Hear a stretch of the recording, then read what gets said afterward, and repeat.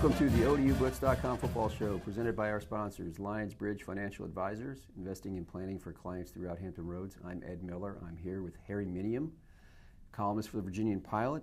Harry, we got some interesting things going on with ODU these days. Yeah, I had the pleasure of watching ODU's 37-30 victory over FIU on Conference USA TV. And for those of you who haven't watched Conference USA TV, that's sarcasm. The production was terrible, but I was really impressed with ODU. I thought it was their best game of the year. They really looked good. Now, I wasn't there. You were there in person. Right.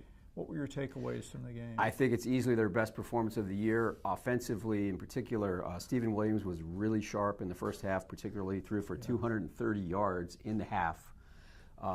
Made all the right reads, made all the right throws. They had big plays, which they haven't had very many of all year. Isaiah Harper, Ray Lowry had some big plays. Second half was more of a defensive effort. FIU, as JoJo Heaton told me, punched them in the mouth. And ODU's defense responded. They came up with some turnovers, big stop on a fake punt, had a strip sack, had another fumble recovery, and then, of course, held on at the very end, up by 2 scores, and you know there's going to be an onside kick coming. Everyone in the stadium knows it. ODU knows it. And FIU recovers. FIU recovers it. So they get 3 cracks at it. Came down to the last play, but it was broken up in the end zone. So giant exhale for ODU, and they're still alive in the bowl eligibility. Those are the you have to win games like that if you're going to have a good season. And they of course lost to Western Kentucky in a game they could have won and lost at North Texas. I mean, imagine if they had won those games. Whole different outlook. Yeah. It would be. Yeah. Well, ODU hosts Rice Saturday. It's senior day. ODU will pay homage to 14 seniors. Most of those seniors were in ODU's first real FBS recruiting class in 2014, including Ray Lowry and Rob Thompson, who you're going to be writing about this week, and the Boomney Routinemi and Melvin Vaughn, who were from the recruiting class of 2013. They're 14 in all. They'll be honored. That's a big day for the seniors and a big day for ODU. It's also the Oyster Bowl. And for those of you who don't know what the Oyster Bowl is, and I'm sure some of you don't, it was a charity football game played here in its heyday in the 50s and 60s. It began in the 40s, but back in the 50s and 60s, Navy, Virginia Tech, Syracuse, which won, I believe, the 1963 national championship, North Carolina and Georgia Tech, it brought a lot of big-time teams here. Eventually, Foreman Field, college football outgrew Foreman Field, became a Division III game on the peninsula. But once ODU started football, it's back. It's not like it was, but this raises about $20,000 or $30,000 for the Shriners Hospital, and so it's ODU fans are paying an extra dollar for per ticket for this game, which is all going to the Shriners and their hospitals. At Rice is 1-9, but I think you and I agree that this is a game ODU can lose. Tell us about Rice. Yeah, absolutely. And speaking of senior day, Harry, it's senior day every day for you and me, older guys. That's very true. But ODU does have a lot of seniors. Just to talk about that for a minute, not a huge class, but very impactful guys. Not a lot of guys who had a traditional path. They have some transfers. Guys like Brandon Addison had guys who redshirted, but not necessarily as freshmen, like Rob Thompson, Melvin Vaughn. Guys like Lowry, who went straight through in 4 years. So, but guys who've had a big impact for sure. But speaking about Rice, Rice is dangerous. Rice is 1-9, and it sounds like coach speak, but they're playing better. Yeah. They got absolutely nothing to lose. Rice has had a very hard year. They started the year in Australia, which seemed like a good idea at the time. Then they couldn't really Stanford. Then they couldn't really get back home because of Hurricane Harvey. Yeah. So they finally got home. They, some of the players had lost their homes. There were family situations. Just not to make light of it at all. Very serious situation. They played a very difficult non-conference schedule.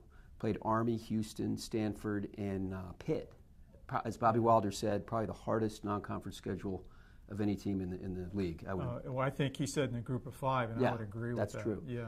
So after all that, a tough year, but they're starting to play better. They've got 2 guys named Ellerby, who apparently are not related. Just check that. sophomore running back Nashawn Ellerby, and then senior linebacker Emmanuel Ellerby. Emmanuel has over 100 tackles, 101 on the season. Another player to watch, Brian Womack, a defensive end. He's leads, really good. He leads the league in sacks and tackles for loss. So Rice this is definitely a game they can't take for granted. Yeah, they can't. And as we know, ODU has to win their last 2 games to go to a bowl.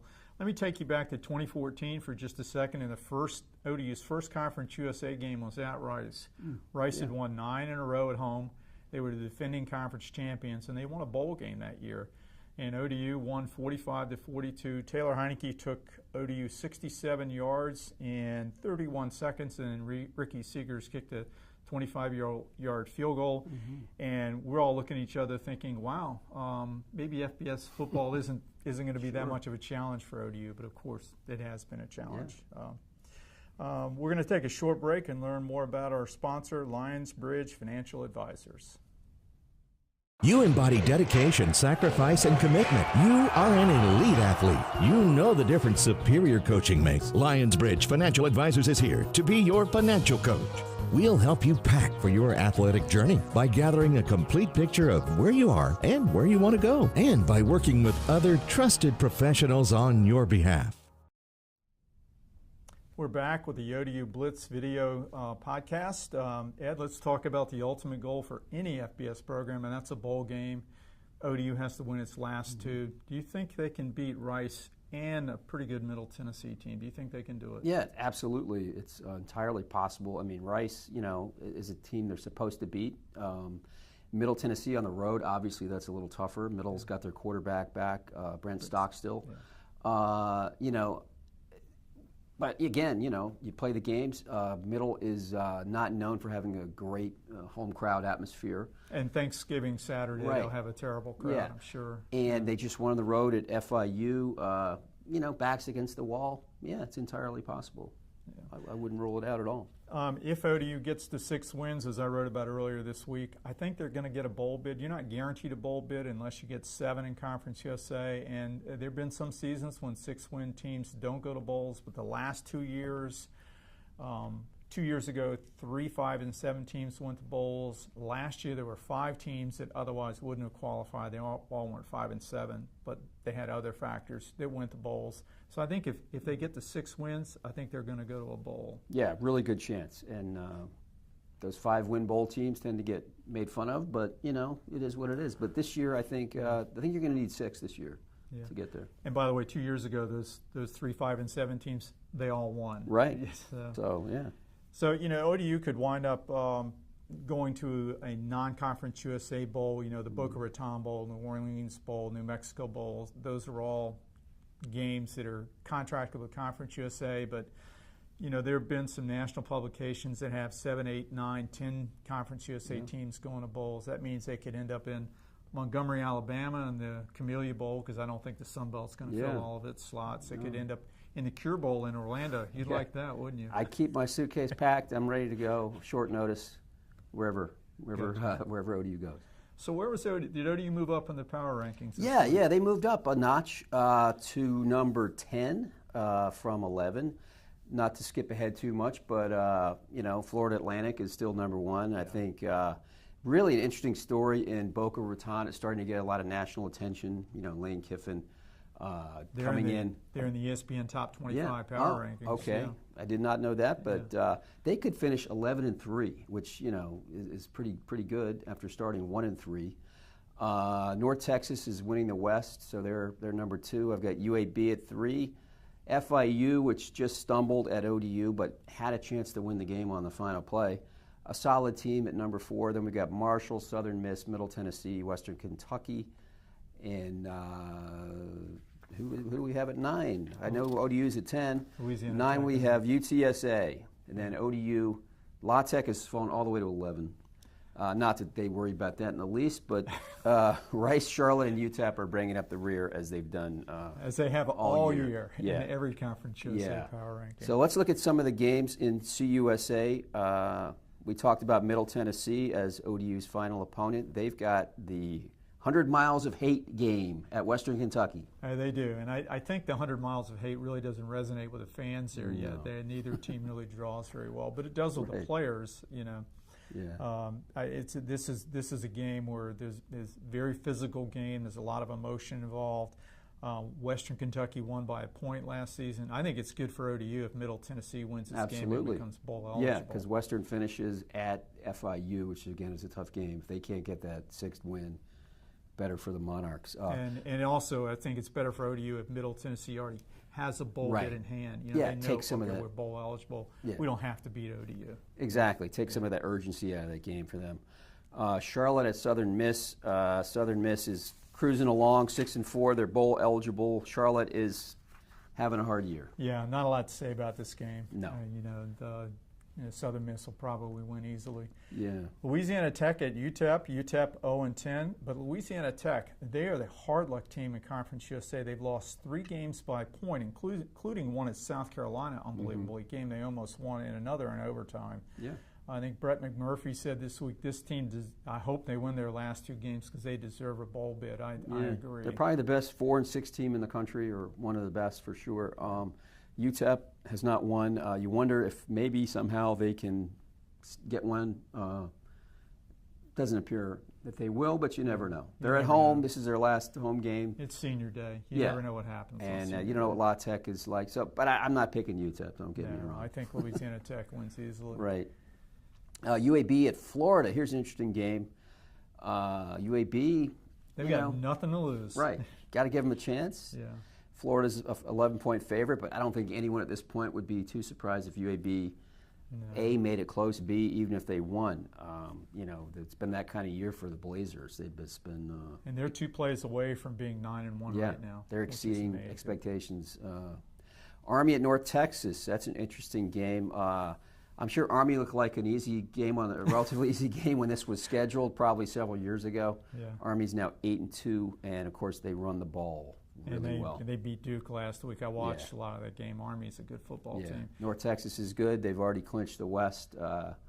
No harm, no foul if they don't win this game, but it'll be a good clash of styles too, because North Texas is going to throw the ball, run it, and it's the 3rd game between these teams in 13 months, which is amazing. Yeah, that is amazing. They really know each other well. They played last season, then they played in a bowl game. Yeah, that's crazy. Yeah. That's really crazy. Yeah. And the big game of the week? Yeah, the Shula Bowl. Yeah. FIU at FAU in Boca Raton, and I wonder if the fans will wake up and go to this game. I don't know. It's a hard sell down there for both these programs. It really is. There's so much to do in Miami, non-sports related and sports related. It's really tough down there for any team to draw. Major League Baseball, NHL, they all have a tough time drawing fans. But FAU is really rolling now. They've got a lot of swag, a lot of confidence. I was watching them last week a little bit. 4th and 1 from their own 21 in the first quarter. What do? You punt? What does Lane Kiffin do? Right. He goes for it. And they get it. Yeah. And they had another gadget play where their receiver was open by 25 yards. They seem to have one of those every week. So I still like Florida Atlantic in that game. The Shula Bowl, it's named the Shula Bowl because everyone knows Don Shula was coach of the Miami Dolphins. He has a restaurant in downtown Norfolk. I saw him there a few months ago.